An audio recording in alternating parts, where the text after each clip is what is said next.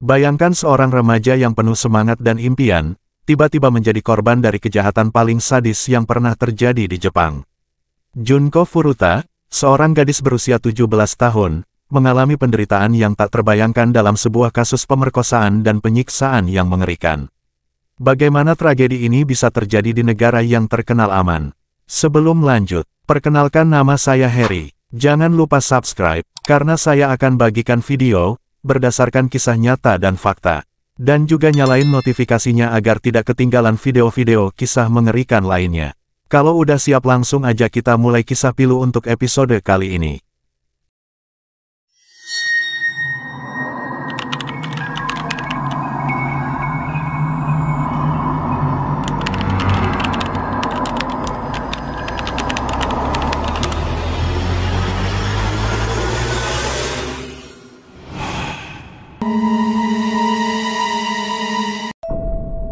Pada tanggal 25 November tahun 1988, Junko Furuta, seorang siswi SMA berusia 17 tahun, sedang dalam perjalanan pulang dari pekerjaannya di sebuah toko di Misato, Prefektur Saitama.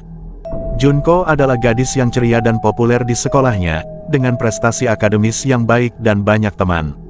Namun, nasib malang menimpanya saat ia diculik oleh 4 pemuda yang dikenal sebagai anggota geng Yakuza, yaitu Hiroshi Miyano, Nobuharu Minato, Yo Ogura, dan Yasushi Watanabe. Kronologi penculikan Hiroshi Miyano, yang telah mengincar Junko sebelumnya, bersama dengan Nobuharu Minato, memerintahkan Yo Ogura dan Yasushi Watanabe untuk membantu menculik Junko.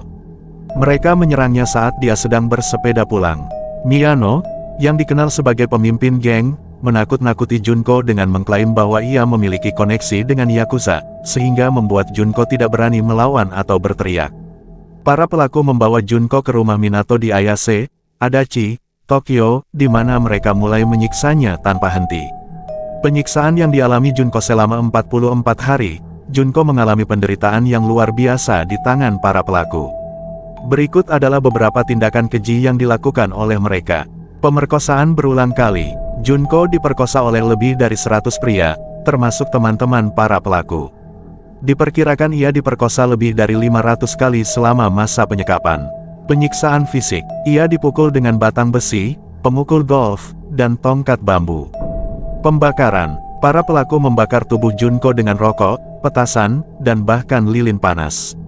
Pemasukan benda asing, mereka memasukkan benda-benda seperti bola lampu, botol, dan gunting ke dalam alat kelamin Junko, menyebabkan luka parah.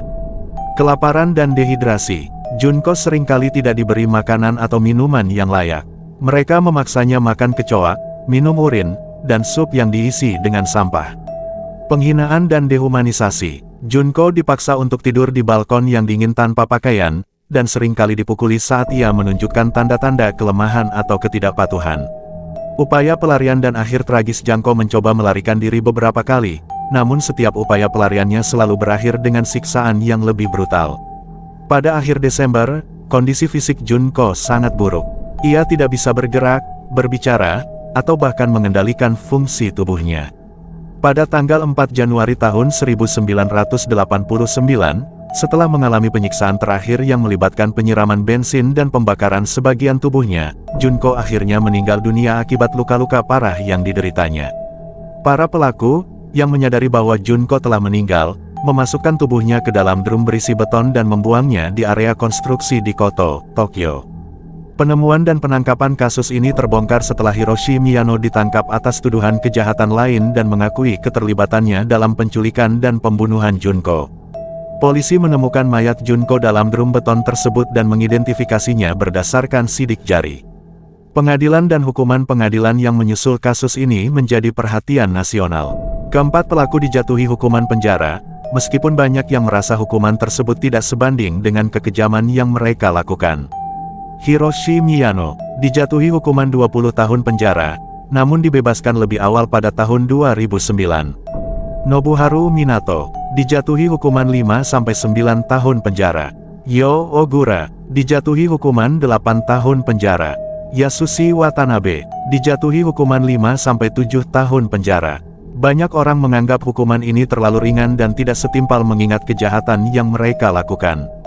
Kisah tragis Junko Furuta mengingatkan kita semua akan pentingnya keadilan dan perlindungan bagi setiap individu. Semoga tidak ada lagi yang harus mengalami penderitaan seperti yang dialami Junko. Kita harus selalu waspada dan berusaha menciptakan lingkungan yang aman bagi semua orang. Bagaimana menurut kalian? Apakah hukuman yang diberikan kepada para pelaku sudah adil dan setimpal? Dan apa langkah yang seharusnya diambil oleh pemerintah untuk mencegah kejadian serupa di masa depan? Berikan pendapat kalian di kolom komentar. Dan jangan lupa tekan tombol like dan subscribe-nya untuk pembaruan terbaru tentang misteri mengerikan dan kasus-kasus lainnya. Sampai jumpa di episode berikutnya. Sekian dan terima kasih.